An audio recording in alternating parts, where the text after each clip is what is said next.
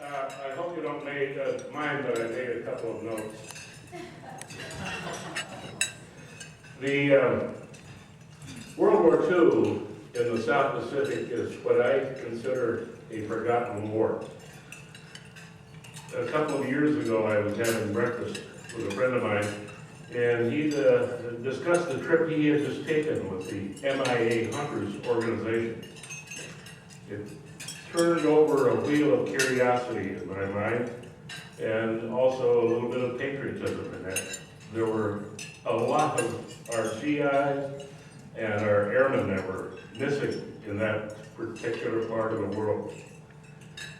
I became associated with the leader, the person who had started MIA Hunters, and he got started by complying with the wishes of a friend of his on a trip to Italy to try and find this friend's relative who had crashed in a P-47 during World War II in Italy.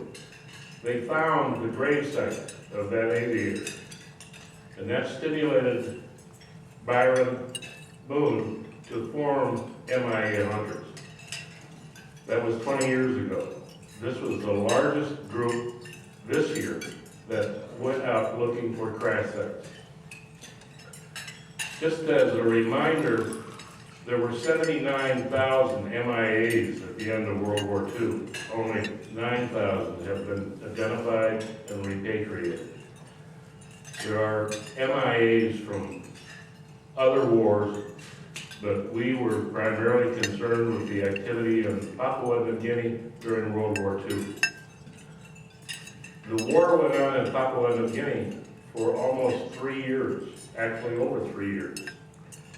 It was populated to a great extent by the Australians and later the Americans. It was an interesting concept in that the island, which I'm sure you are probably familiar with, is a long east-west orientated island off the north coast of Australia. The Japanese tried to get over the mountains toward the capital city, but couldn't because the Australians were defending this track that went over the mountains.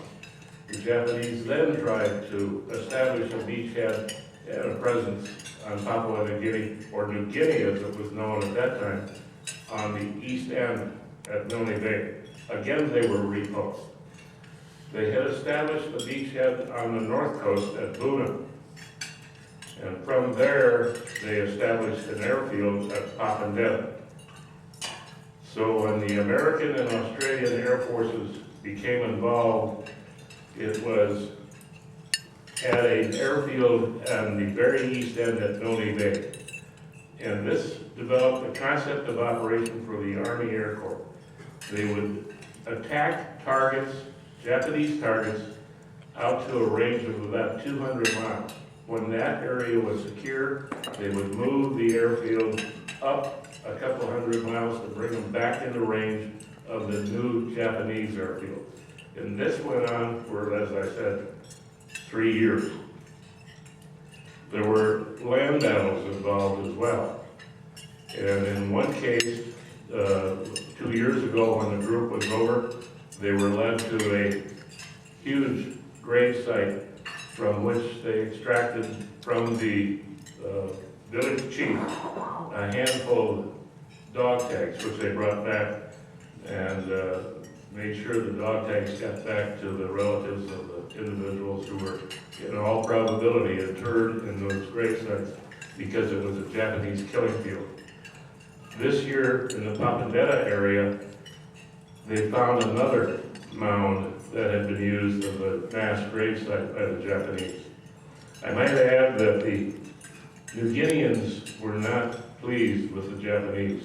Even to this day, they could remember the atrocities and the cruelty that was imposed upon them by the Japanese warriors. The planning for this trip started about 2 years ago when the MIA Hunters organization engaged native scouts to go out into the remote villages and question the residents about potential crash sites. The scouts then were led to the crash sites, took pictures, and sent them back to the MIA hunters. From those images, a decision was made as to which sites to visit. We had over 80 sites in our site, if you would, when we left. Most of them were visited. When we had 32 people, and when we got to Fort Moresby, half went to the east end of the island or partway to the east end of the island, and the half that I was with went toward Lade, which is the midpoint on the north side of the island. From there, we proceeded out into the countryside, past the local airport, the international airport, and set up our tents in a village. By village, I don't mean a village with a supermarket, but a clump of houses. In this case, there were about 9 of them on stilts, covered with either thatch or sheet tin. And this was a fairly modern village in that they had electricity, they had running water, and they had a septic system. But that's all they had. The local market was about 1/3 of a mile away, and when you went there, you stood at the window and told the custodians what you wanted. You didn't go into the market to pick out what you wanted, because crime was a serious issue in that area. I got there a day early and needed to replace some things that were confiscated by Australian customs. So I engaged a van to take me over to a hardware store. The van had 2 people. One sat in the van protecting it. The other person walked into the hardware store with me to provide some assistance.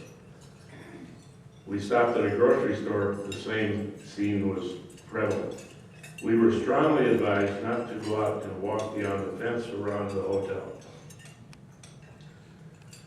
It was a very interesting exposure to the people and customs of Papua New Guinea.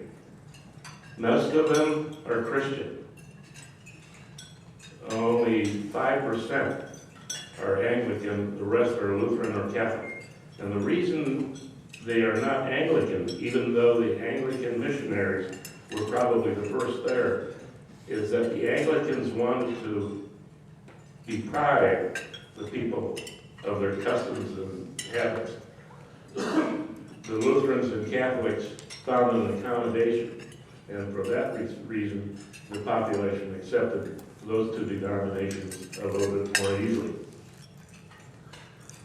English is the primary language. It's taught in the elementary schools, and virtually everyone goes to an elementary school. By the time they are completed with that,